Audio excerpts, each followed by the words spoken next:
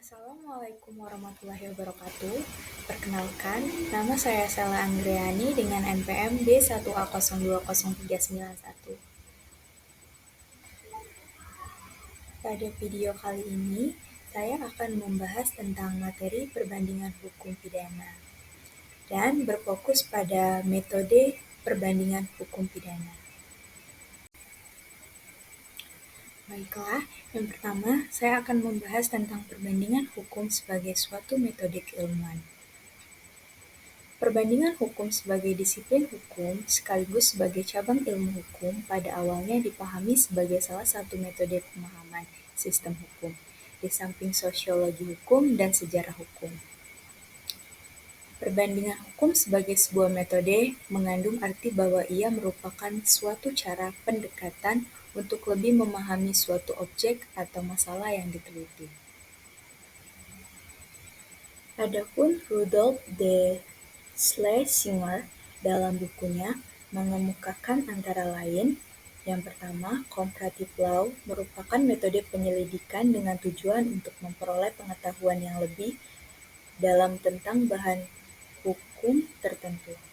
Yang kedua, comparative law bukanlah suatu perangkat peraturan dan asas-asas hukum, bukan suatu cabang hukum, atau is not a body of rules and principles. Yang ketiga, comparative law adalah teknik atau cara menggarap unsur hukum asing yang aktual dalam suatu masalah hukum, atau is the technique of dealing with actual foreign law element of a legal problem. Perbandingan ilmu hukum sebagai suatu metode menurut para ahli. Menurut Dr. Sunaryati Hartono, perbandingan hukum bukanlah suatu bidang hukum tertentu seperti misalnya hukum tanah, hukum perburuhan atau hukum acara, akan tetapi sekedar merupakan cara penyelidikan suatu metode untuk membahas suatu persoalan hukum di dalam bidang manapun juga. Kemudian, Profesor Dr. Van Apeldoorn juga menyatakan bahwa objek ilmu hukum adalah hukum sebagai gejala kemasyarakatan. Ilmu hukum tidak hanya menjelaskan apa yang menjadi ruang lingkup dari hukum itu sendiri, tetapi juga menjelaskan hubungan antara gejala-gejala hukum dengan gejala sosial lainnya. Untuk mencapai tujuan itu, maka digunakan metode sosiologis, sejarah, dan perbandingan hukum. Metode sosiologis dimaksudkan untuk meneliti hubungan antara hukum dengan gejala-gejala sosial lainnya. Metode sejarah untuk meneliti perkembangan hukum, dan yang terakhir metode perbandingan hukum untuk membandingkan berbagai tertib hukum dari bermacam-macam masyarakat. Kemudian, Prof. Dr. Surjono Sukonto mengemukakan bahwa ketiga metode tersebut saling berkaitan dan hanya dapat dibedakan tetapi tidak dapat dipisah-pisahkan. Yang pertama, metode sosiologis tidak dapat diterapkan tanpa metode sejarah, karena hubungan antara hukum dengan gejala-gejala sosial lainnya merupakan hasil dari suatu perkembangan atau dari zaman dahulu. Metode perbandingan hukum juga tidak boleh diabaikan karena hukum merupakan gejala dunia. Metode sejarah juga memerlukan bantuan dari metode sosiologis karena perlu diteliti faktor-faktor sosial yang mempengaruhi perkembangan hukum.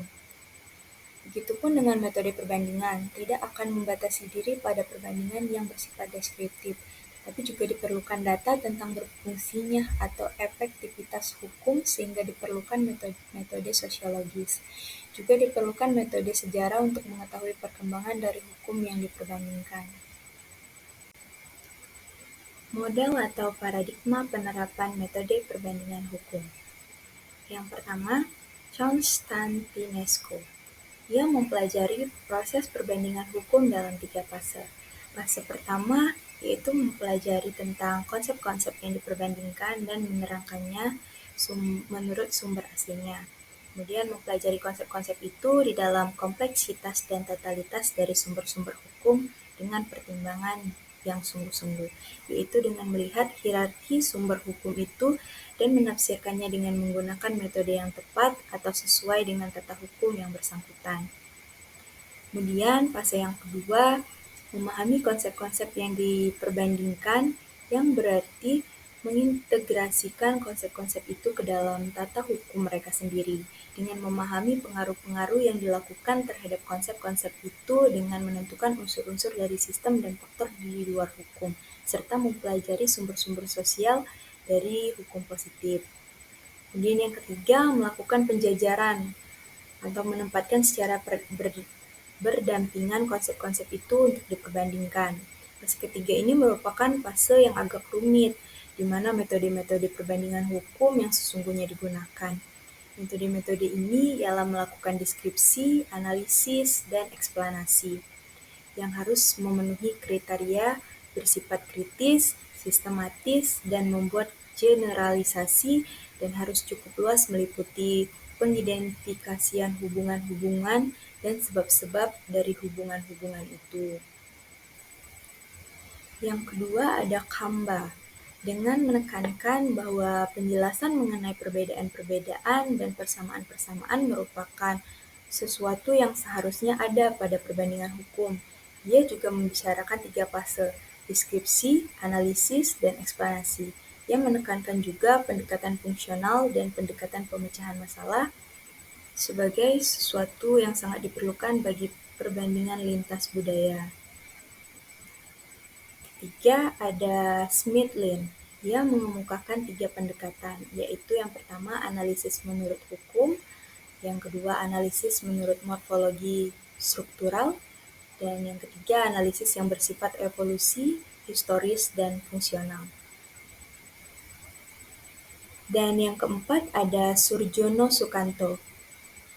Perbandingan hukum mungkin diterapkan dengan memakai unsur-unsur sistem hukum sebagai titik tolak perbandingan.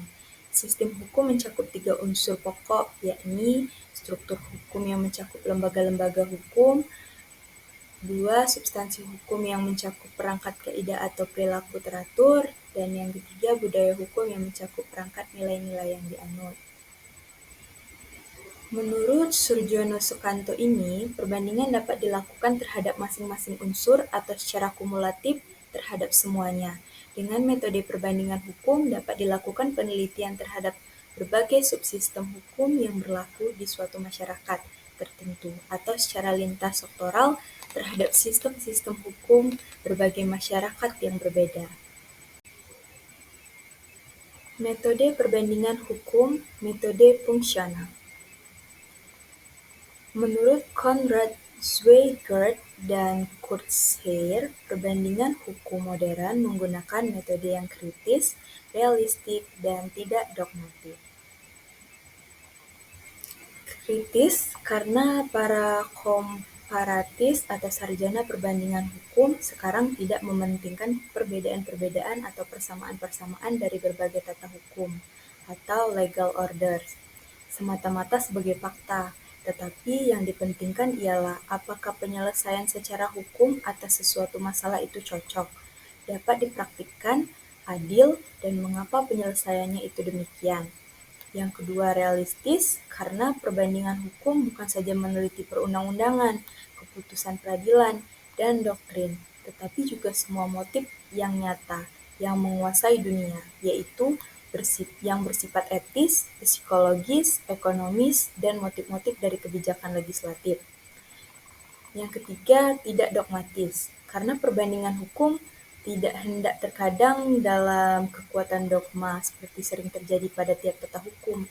Meskipun dogma mempunyai fungsi sistematis, akan tetapi dogma dapat mengamburkan dan menyerongkan atau distort pandangan dalam menemukan penyelesaian hukum yang lebih baik. Baiklah, kalau kita berbicara tentang fungsionalisasi norma, maka harus diformalisasikan lebih dahulu problema atau masalah yang mendapat jawaban dalam atau oleh aturan hukum tersebut. Masalah ini pada umumnya masalah kemasyarakatan dan belum bersifat yuridis atau hukum. Dengan itu, maka terdapat bidang yang luas untuk perumusan masalah dalam perbandingan hukum. Baiklah, Itu dia video dari saya yang menjelaskan secara singkat materi tentang metode perbandingan hukum. Terima kasih sudah menyaksikan. Wassalamualaikum warahmatullahi wabarakatuh.